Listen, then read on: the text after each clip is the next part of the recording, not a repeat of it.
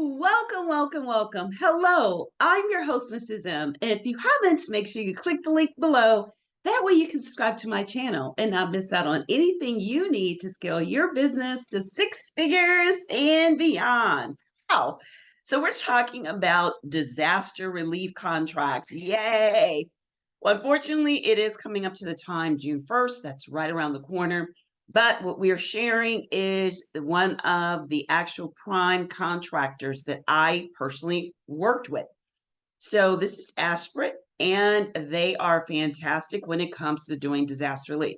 So you want to go to their website, ashbritt.com/services hyphen capability slash. Now, what we're going to look at is a little bit on what a lot of companies are looking for, what you can do if you're looking for working with FEMA. And this should give you some ideas because I like to dive right in. And if you're ready, I'm ready. So let's look at what we can do in order to scale our business to six figures and beyond.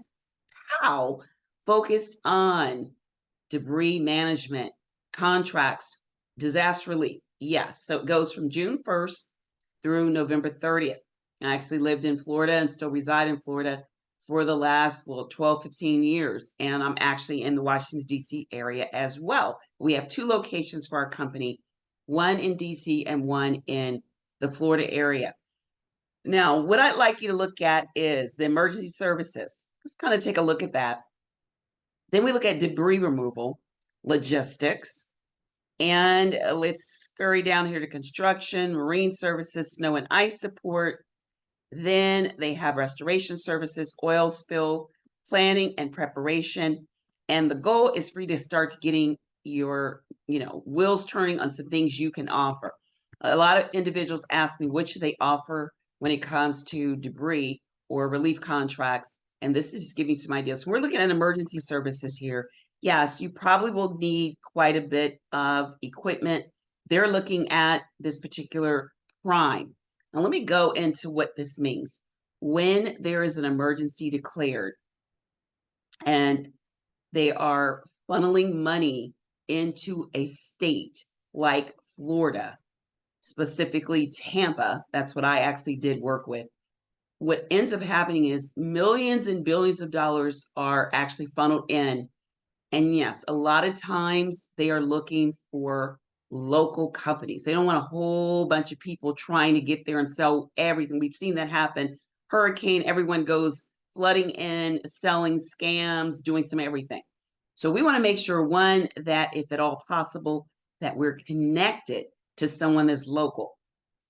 Number two, there are a lot of opportunities, especially like federal and state. So once they go into the federal area and then they look at the state, these prime contractors, we have to have five. I'm just sharing one with you. Five of the prime contractors receive a lot and lots of funds in order to work with small companies like ours, you and I.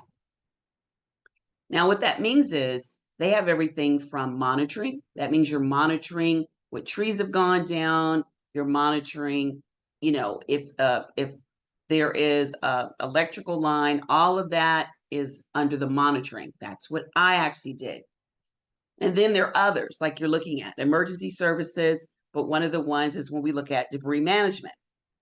Now, when I click on to debris management and look at what they're looking for, they give us a list of debris management and what they call emergency road clearance, right-of-way debris collection, and curbside segregation. We're looking at debris management site operations and DMS site closeout. So there's quite a bit that I want you to become familiar with, because we need to know what is the number one thing, number two, and number three that you're looking to provide. Now, remember, when you're doing your capability statement, I've gone over capability statements a lot, and there should be a link that's going to link you to there in the description.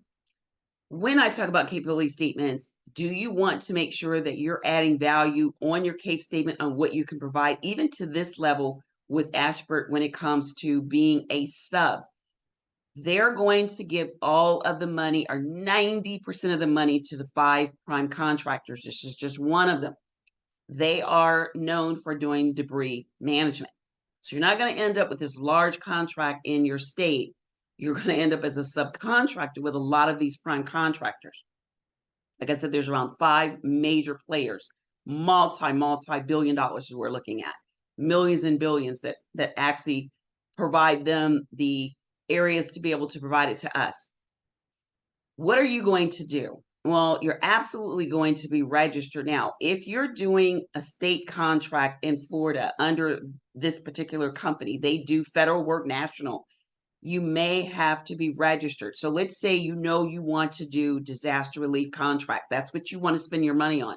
When I talk about my system, A is for Avenue. How do you want to win this contract? If you know this is the way you want to do that, then you need to make sure that you're registered in a lot of states, Texas, California.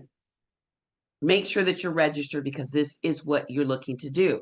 So we're going to invest all our energy into this. Now, once we know we can make 6 figures in this, which is very possible, not easy, but not as complex as you think if you focus. So now that I know that's what I want to do, then I'm going to look for a company that can make that happen. That's one of them. Now, once I kind of narrow down what kind of value can I provide and what I'm looking at doing, then you must register. So I would take my time. I did monitoring. So I went in and I actually had a team of about 5 or 6 people. We walked around and looked to see what was down in the area, power lines, trees. So that could fall under when they talk about the debris collection. We did collections, clearance. That was one of the things that we did. Some of them do require large pieces of equipment. Lots of them don't. Okay, there are some that do. There are some that don't. Like I said, I have 4 others other than this.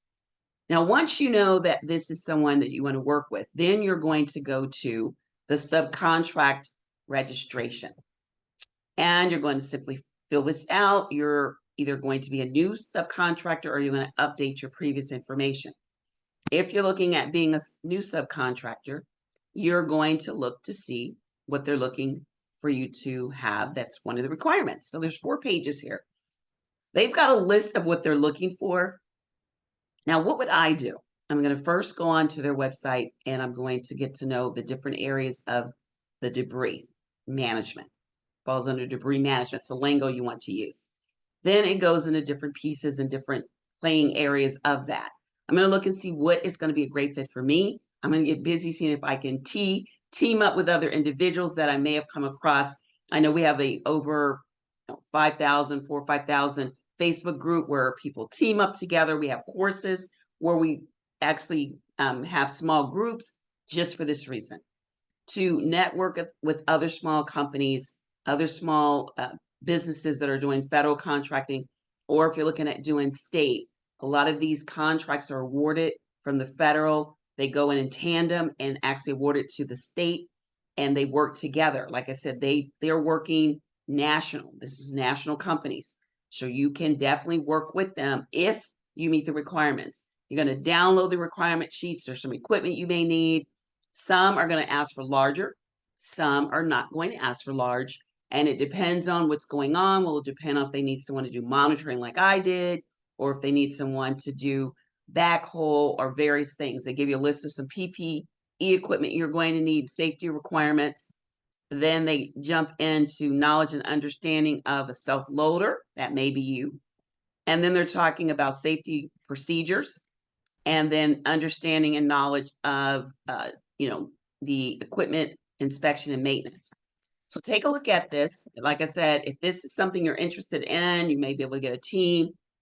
When people team, I teamed a lot when I first got started in federal government. It was amazing. I teamed on state level. Teaming is so important.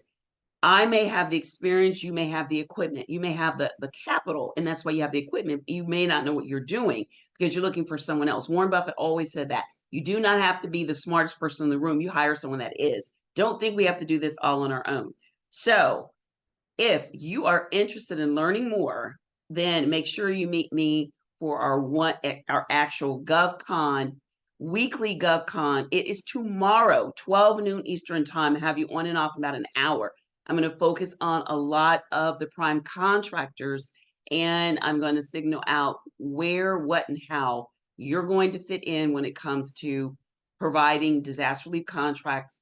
What is your value? If you don't have a team, what's your value if you do? What if it's just you? What if you may not have equipment? What should you do? Okay, so I'd love to see you there. Click the description. I'll meet you tomorrow so that you can get started making concrete opportunities, money. Let's start making this money. The time is now. We're going into the third and fourth quarter. Let's get it going. So if that sounds like something you're interested in, I'd love to see you there.